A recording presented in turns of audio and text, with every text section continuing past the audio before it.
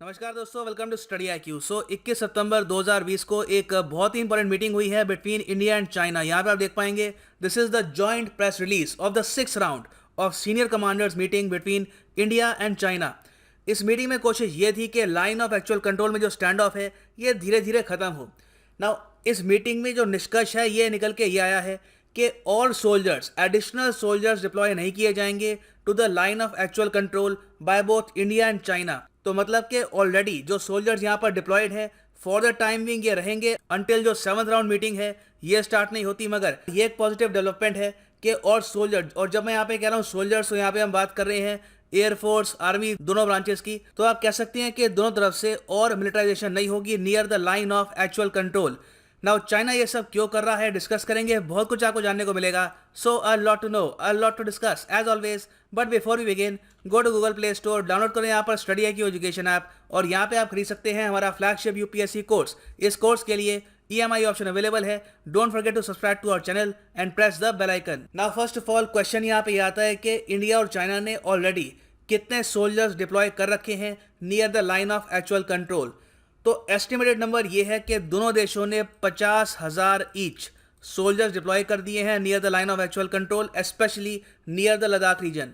और इन सोल्जर्स के अलावा यहाँ पर tanks, artillery, air defence assets मतलब कि एयर डिफेंस सिस्टम्स, ये सब भी यहाँ पर डिप्लॉयड हैं। और देखो यहाँ पर मेन थ्रेड ये था कि दोनों countries intermediate range ballistic missile deploy ना करना स्टार्ट कर दे near the line of actual control.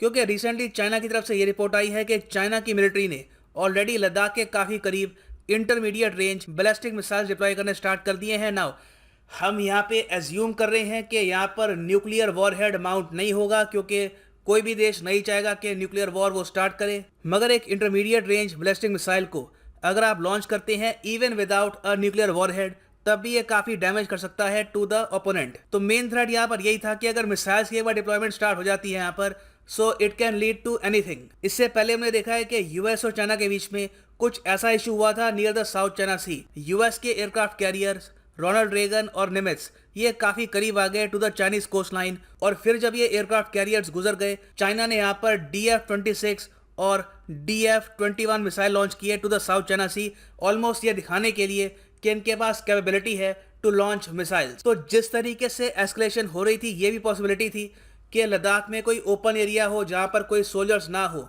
वहां पर इंडिया या चाइना एक मिसाइल लॉन्च कर देते just to show their capability कि ये लोग क्या कर सकते हैं विद देयर मिसाइल पावर। तो thankfully for the time being इसके एस्पेक्ट बहुत हद तक कम हो चुके हैं after the 6th round talks. Now larger question यहाँ पर यह आता है कि चाइना ने एग्री क्यों किया to halt border escalation. Well, इसका बहुत ही सिंपल आंसर है ताइवान।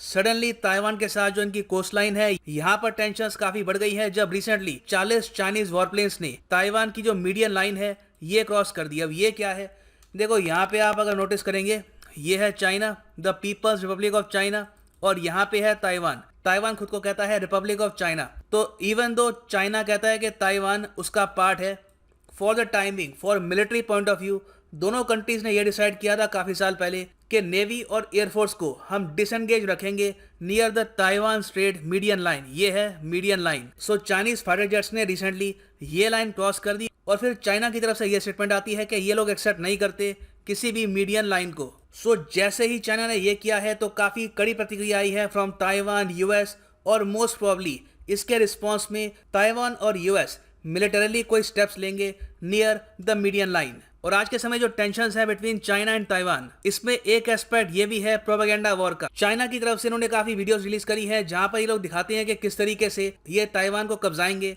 वेरस ताइवान ने रिसेंटली एक वीडियो वायरल कर दी ऑन द इंटरनेट। ये वीडियो है of Chinese soldiers crying before reaching the line of actual control. अब हालांकि ये जो वीडियो है ये ऑथेंटिक है, ये बिल्कुल चाइनीज सोल्जर्स हैं, और ये जो इंडिया चाइना बॉर्डर है वहां पे पहुंचने से पहले बहुत से जो सोल्जर्स हैं यहाँ पे रो रहे थे इन द बस। मगर यहाँ पर रोने का जो रीजन है ये चाइना और ताइवान के हिसाब से अलग है। ताइवान ये मानता है कि ये लोग रो रहे हैं कि इनको बहुत ही डिफिकल्ट ट्रेन में जाना पड़ रहा है, और आज के समय चाइना की जो आर्मी है ये बैटल प्रिपेयर्ड है नहीं। इन्होंने कई सालों से कोई वॉर फेस नहीं करी है, तो अगर इनको लद्दाख जैसी हॉस्टाइल ट्रेन में भेजेंगे तो वहां पर ये एक्लेमेटाइज नहीं कर पाएंगे। वेरस चाइना की जो ग्लोबल टाइम्स है इन्होंने ये कहा है कि ये सोल्जर्स बस इसलिए रो रहे थे क्योंकि इन्होंने फेयरवेल किया था अपनी फैमिलीज को before leaving for the line of actual control. तो आप कह सकते हैं अभी के लिए जो निर्णय लिया गया है to stop sending more soldiers.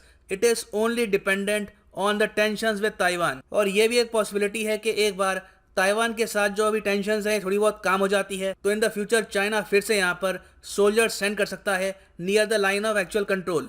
सो अभी के लिए ये है एंड इस वीडियो का. Thanks for listening and as always God bless you all.